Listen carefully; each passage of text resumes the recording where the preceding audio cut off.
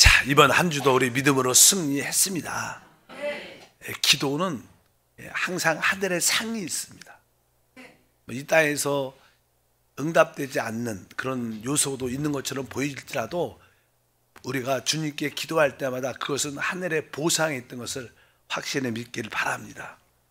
자, 우리 교회 생활을 실행하는 길, 이러한 제목으로 말씀을 나누겠습니다. 어제 특별히 이 구약과 신약에서 교회에 대한 하나의 그림과 예표와 상징에 대한 그런 말씀을 나눴습니다. 실제로 성경에 대한 핵심적인 기록은 무엇인가? 그거야 당연하게 하나님의 아들 그리스도십니다. 한편적으로 또 그 아들의 표현과 간증이 되는 그분의 몸인 교회에 대한 이야기가 성경의 핵심적인 내용인 것을 분명히 알아야 됩니다. 우리가 마태복음 16장 16절과 18절 읽어보면 시몬 베드로가 대답하여 이르시되 주는 그리스도시요 살아계신 하나님의 아들이시니이다. 또 내가 내게 이르노니 너는 베드로라. 내가 이 반석 위에 내 교회를 세우리니 음부의 권세를 이기지 못하리라. 바로 우리 신앙의 믿음의 고백, 하나님의 계시로 말미암아 예수를 그리스도로 하나님의 아들로 고백할 때 그 고백 위에, 그 믿음의 반석 위에 하나님은, 주님께서는 내 교회를 세우겠다. 여기서 핵심적인 단어가 이 그리스도와 또 그리스도께서 세우시는 그분의 교회를 내가 건축하겠다, 이렇게 말씀을 하십니다. 실제로 우리 주님은 이 땅에 오셔서 죽음과 부활과 승천을 하셔서 승천을 통해서 성령을 부어줌으로 교회를 시작하셨는데, 그 교회가 잘 건축될 수 있도록 바로 주님은 교회에 사역자를 보내주십니다. 주님의 일꾼들을 보내주시는데, 주님의 일꾼들을 보내주시는 주된 목적은 바로 그리스도의 몸을 세우기 위한 것이다. 에베소서 4장 11절과 12절에도 그가 어떤 사람은 사도로, 어떤 사람은 선자로, 어떤 사람은 복음 전한 자로, 어떤 사람은 목사와 교사로 삼으셨으니 이는 성도를 온전하게 하여 봉사 일을 하게 하며 그리스도의 몸을 세우려 하심이니라. 그래서 우리 주님께서는 바로 이제 부활과 승천을 통해서 교회에 그분의 일꾼들을 보내사 바로 그리스도의 몸을, 바로 교회를 건축하는 일을 행하신다. 그렇다면 이 우주에는 하나님의 대적이 있죠. 하나님을 반대하는 자가 있습니다. 사단이라고 말하지. 그러니까 이 땅에서 하나님의 대적, 이 사단이 하는 주된 일은 무엇인가? 바로 이 가장 중요한 교회를 건축하는 일을 방해하고 그것을 저지하고 깨트리는 일을 한다. 일반적으로 이 마귀가 하는 일은 일단은 서양 사람들이 주 예수를 믿지 못하게, 구주를 영접하지 못하도록 일단은 방해를 많이 합니다. 그러나 하나님이 택한 사람들은 또 이렇게 주 예수를 믿고 영접하게 되죠. 구원을 받게 되는데, 이 사단이 거기에 실패하면 이제 구원받은 사람에 대해서는 그들이 하나된 교회로 건축되지 못하도록 강력하게 역사합니다. 마귀가 하는 일이 무엇이냐? 바로 그 일은 바로 교회가 영적으로 건축되지 못하도록, 세워지지 못하도록 방해하는 게 마귀의 역사인 것을 분명히 알아야 됩니다. 그래서 우리 성경에 보면 이 마귀가 하는 일이 무엇이냐? 그것은 바로 아까 음부의 권세, 그런 표현이 있었습니다. 음부의 권세가 이기지 못할 것이다. 그러니까 마태복음 16장 18절을 다시 읽어보니까 또 내가 내게 이르노니 너는 베드로라. 내가 이 반석 위에 내 교회를 세우리니 음부의 권세가 이기지 못하리라. 음부의 권세란 단어가 나오죠. 이것은 바로 교회를 건축하는 일에 대해서 음부의 권세, 마귀의 역사가 강력하다는 거예요. 한편적으로 교회가 하나로 영적으로 지어질 때만이 사단을 이길 수 있다는 뜻도 돼요. 일반적으로 교회가 음부의 권세를 이기지 못합니다. 왜? 거기에는 육신의 모습도 많이 포함되어 있거든요. 참된 교회가 될 때 바로 지옥문을 닫고 모두 음부의 권세를 깨트리는 그 일을 행할 수 있다. 그러니까 어쩌든지 사단은 교회가 건축되지 못하도록 강력하게 반대하고 있다. 그래서 여러분들이 주님의 몸된 교회, 또 몸의 지체로 잘 세워지기를 축복합니다.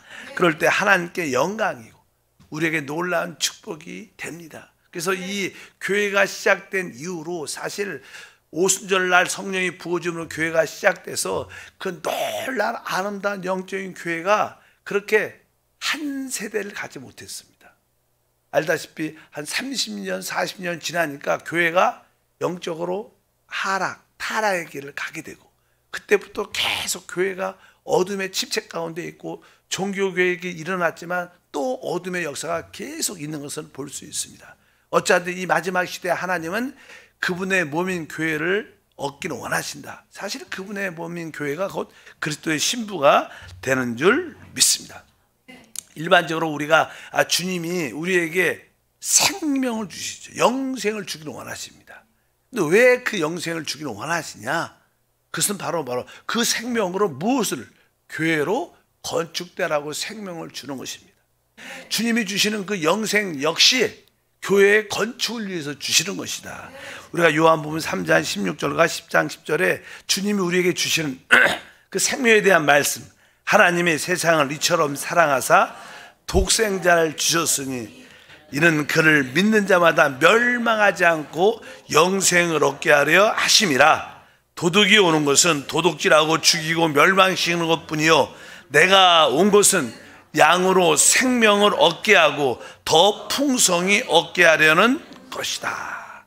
바로 주님이 우리에게 오신 주된 이유는 바로 생명을 주시고 그 생명을 풍성하게 체험하도록, 누리도록 주시는 줄 믿습니다. 근데 왜 하나님이 이 생명을 주시는가? 그것은 그 생명을 통하여 바로 무엇을? 그분의 신부 교회를 얻기 위한 것이다. 그래서 사람이 타락을 했을지라도 주님이 그 아들의 피로, 어린 양의 피로 우리를 구속하시고, 그리고 구속한 자들을 영적으로 변화시키셔서 주님의 신부를 얻습니다. 그래서 우리 침례 요한은 예수님을 증거할 때 봐라, 세상죄를 지고 하는 하나님의 어린 양이다. 또한 그는 신부를 취하는 신랑이다. 이렇게 말씀을 합니다. 우리가 요한복음 1장 29절과 3장 29절을 다시 한번 읽어보니까, 이튿날 요한이 예수께서 자기에게 나아오심을 보고 이르되 보라, 세상죄를 지고 가는 하나님의 어린 양 이로다. 신부를 취하는 자는 신랑이나 서서 신랑의 음성을 듣는 친구가 크게 기뻐하나니 나는 이러한 기쁨으로 충만하였노라. 바로 침례 요한은 예수님을 세상죄를 지원하는 하나님의 어린 양일 뿐만 아니라 그는 바로 신부를 취하러 온 신랑이다. 이렇게 말씀합니다. 이것은 그 신부가 교회를 의미하기 때문에 주님이 우리에게 제사함을 주시고 생명을 주신 이유는 바로 그분의 몸인 신부 교회를 얻기 위한 것이다. 그러니까 하나님은 교회를 얻을 때 그분의 뜻과 목적이 이루어지는 줄 믿습니다. 그래서 우리 주님은 계속 바로 교회를 위하여 그분 자신을 주셨다, 이렇게 표현합니다. 우리 개인적으로 우리 자신을 위해서, 우리 구원을 위해서 주님이 우리에게 죽으셨지만 사실 그것은 교회를 위하여 바로 그분 자신을 주신 줄 믿습니다. 에베소서 5장 25절에 말합니다. 남편들아 아내 사랑하기를 그리스도께서 교회를 사랑하시고 그 교회를 위하여 자신을 주신 같이 하라. 바로 우리 주님께서는 바로 교회를 위하여 그분의 자신을 내어 주신 겁니다. 사실 교회가 바로 여러분과 저지요.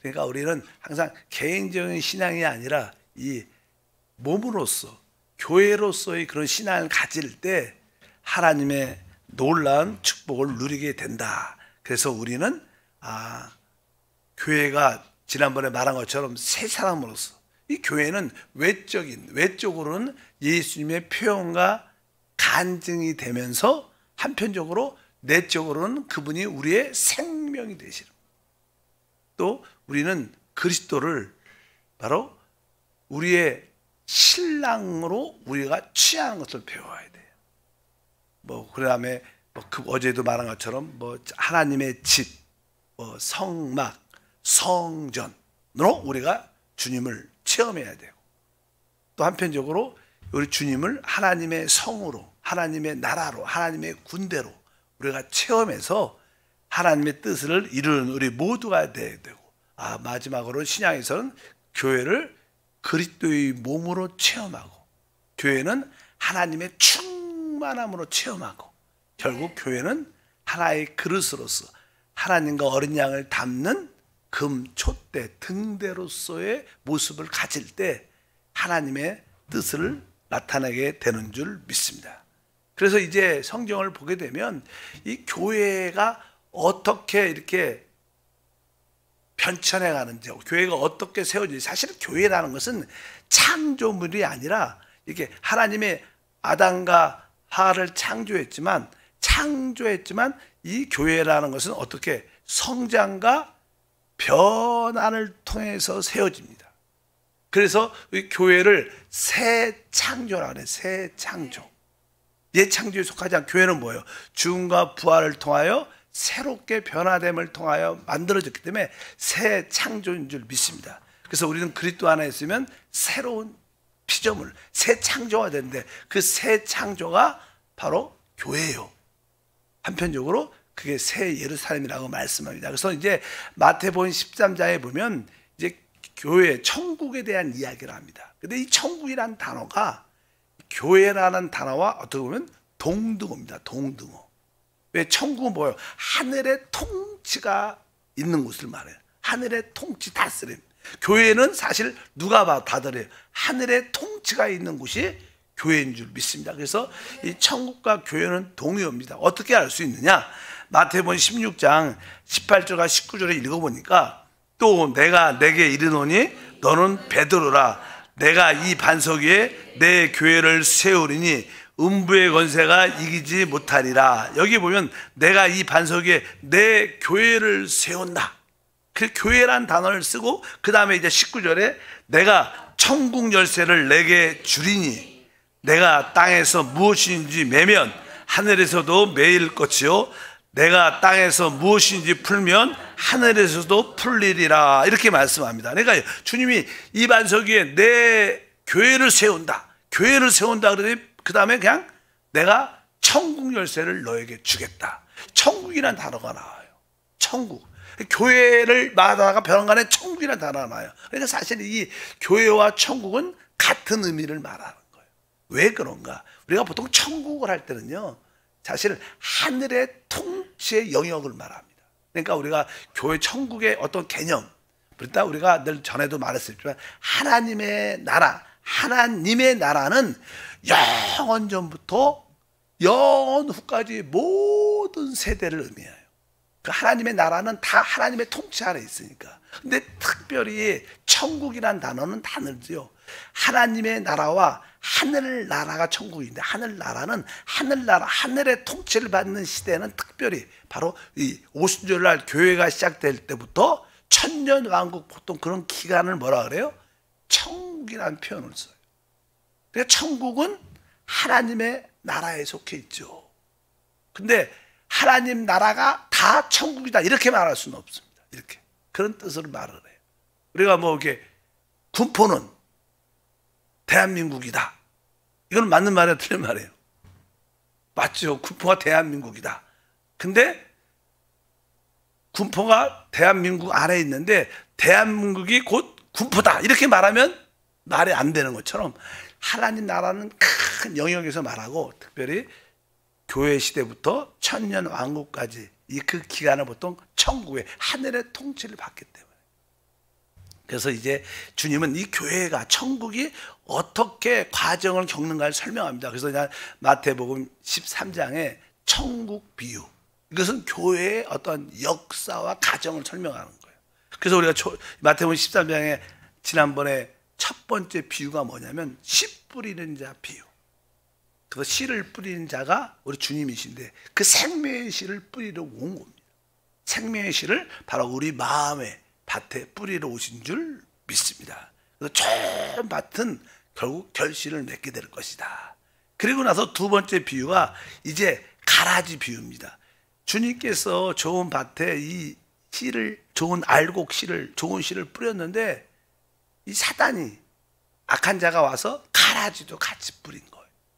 그래서 이 교회 안에는 주 예수를 믿고 구원받은 거듭난 참된 사람들이 있지만, 또 한편적으로 이 종교화돼서 이 가라지 같은, 그냥 형식적으로 주님을 거듭나지도 않고 주님을 구주로 영접하지 않고 그냥 종교 생활하는 가라지 같은 사람이 교회 안에 있다는 거예요. 교회 안에는 바로 이 알곡과 가라지의 역사가 있다는 것을 설명을 쭉 합니다. 그러면서 이제 거기에 보면 이제 겨자씨 비유를 말해요. 교회의 순수성이 변질돼서 큰 나무가 된다는 그런 이야기가 쭉 기록되어 있습니다. 그리고 거기에 이제 고운 밀가루 위에 누르굴른 어떤 교회 안에 어떤 잘못된 이교도적인 어떠한 교리와 가르침들이 교회 안에 섞여 있다는 거예요. 뭐 그런 것도 대부분 가톨릭에 많죠. 가톨릭에 아주 참된 어떤 진리 안에 거짓된, 잘못된 이방인 것들의 그릇을 가지고 들어와서, 보통 우리가 그냥 가장 쉬운 얘기로 예수님의 태어나심, 예수님의 탄생이 이 땅에 있었죠. 근데 사실 예수님의 그 태어나심이 언젠가는 잘 몰라요. 정확하게. 보통 아마 이른 봄쯤 되지 않았을까. 봄도 이런 봄은 춥잖아요. 겨울과. 그래서 아마 그때쯤 되니까 보통 우리가 12월 25일이라 그러는데, 우리가 로마 시대에 이게 우리 기독교가 국교가 되면서 교회 안에 그냥 예수 믿으면, 아니 태어나면 다 우리 로마인은 기독교인이다. 그리고 사실 태어난 사람들에게 교회를 오고 태어나면 담요 같은 선물도 주고 그러니까 다 와요. 이렇게. 그러니까 이제는 교회 이방인들이, 믿지 않은 사람들도, 그냥 거듭나지 않은 사람도 교회 많이 오니까 이방인 때, 세상 사람일 때 섬겼던 그들은 주로 이제 태양신을 해서 태양신의 생일이 사실 12월 25일이에요. 원래 12월 25일. 그러니까 그들도 교회 안에 들어와서, 야, 우리가 섬겼던 거 여기는 생일이 없느냐, 이 신은 생일이 없느냐, 그래갖고 이게 해갖고 그 태양신 12월 25일을 그냥 교회에서 받아들여서 12월 25일을 실제로 예수님의 탄생일을 정해갖고 그것을 기념하죠. 그러니까 예수는 있지만 크리스마스는 없는 거예요, 사실. 믿으시기 바랍니다. 조용하시지 마세요. 그냥 그런 예를 그렇게 잠깐 교회 안에. 그래서 요즘에는 점점점 뭐냐, 크리스마스에는 예수도 없고 산타만 있어. 그렇잖아요. 예수가 어디 있어요? 세상 사람들 예수는 없어요. 그냥 누가 있어요? 그런 또 뭐예요? 누룩이지, 누룩. 그래서 우리 김일성인가? 우리 그 생일이 뭐예요? 태양이라 해서 우리의 태양하고, 거기도 12월 25일을 태양신이라고 말해요. 거기서 성경 같은데 기독교 역사에서, 원래 공산주의가 원래는 기독교 역사에서 배웠지. 공동으로 같이 생활하고 공동으로 분배하고 다 이게 이 초대교회 역사의 그런 것을 보고 만들었기 때문에 사회주의, 공산주의가 그런 원칙이 있는데, 그래서 이 그런 북한조차도 이 태양신을 섬긴다고 그러죠. 그들의 태양절, 그 생일이죠. 그런 이야기가 있는 거죠. 어떤 참된 고운 밀가루에 누룩이 들어온 거예요. 그런 어떤 잘못된 것이 많다고 이야기를 많이 합니다. 그래갖고 이야기를 하고, 그리고 나서 이제는 어떤 교회 안에 참된 말씀과 거짓 믿는 자들이 섞여 있다는 거예요. 그러면서 이제는 그 천국에 대한 말씀을 이제 또 하나 합니다. 우리 한번 읽어보겠습니다. 그것은 이제는 어떤 밭에서 보화를 발견했다, 이런 이야기가 쭉 나요. 13장 44절에 천국은 마치 밭에 감춘 보화와 같으니 사람이 이를 발견한 후 숨겨두고 기뻐하며 돌아가서 자기 소유를 다 팔아 그 밭을 샀느니라. 그러니까 여기에 밭에 감추어진 보화를 발견해. 어떤 사람 보화를. 그래서 저기에 보화라는 것은 이제는 금, 은, 보석을 말하죠. 보석이 땅에 심겨져 있는 거예요. 그래서 자기 소유를 다 빠서 그걸 샀다는 거예요. 그리고 또 같은 내용인데 45절과 46절 읽어보니까, 또 천국은 마치 좋은 진주를 구하는 장사와 같으니 극히 값진 진주 하나를 발견하며 가서 자기 소유를 다 팔아 그 진주를 사느니라. 여기에 천국은 이렇게 이야기를 하면서 값진 보화를 발견하고 값진 진주를 발견해서 자기가 가진 것을 다 팔아서 그걸 샀다는 거예요. 이건 무슨 이야기예요? 여기서 말하는 천국은 여기서 사실 보화를 발견한 사람, 값진 진주를 발견한 사람은 우리 주 예수님이죠. 주 예수님이 뭐예요? 교회를 위하여 자기의 모든 것을 다 팔았다는 거예요. 그리고 사실 우리는 천국을 얻기 위해서 모든 걸 다 팔았어요? 우리는 안 그랬어요. 우리는 그냥 은혜로 받은 거예요. 이거는 우리 이야기가 아니야. 그래서 우리 찬양 가운데 우리가 냉장고 팔고 집 팔고 다 주님을 산다 이렇게 말하는 것은 이게 사실 원칙적으로 맞지 않죠. 우리는 이 주님이 이 교회를 위해서 이 값진 보화와 이 진주를 위해서 모든 것을 다 팔아서 이걸 샀다는 거예요. 그러니까 우리 주님한테는 이 교회가 진짜 신부가 가장 귀한 겁니다. 그런 뜻으로 설명. 이게 뭐예요? 교회를 위하여. 천국은 뭐예요? 교회를 위하여 주님은 바로 교회라는 값진 보화를 발견하고 교회라는 값진 진주를 만들어서 받으면서 주님이 자기 소유를 목숨을 팔아서 사신 거예요.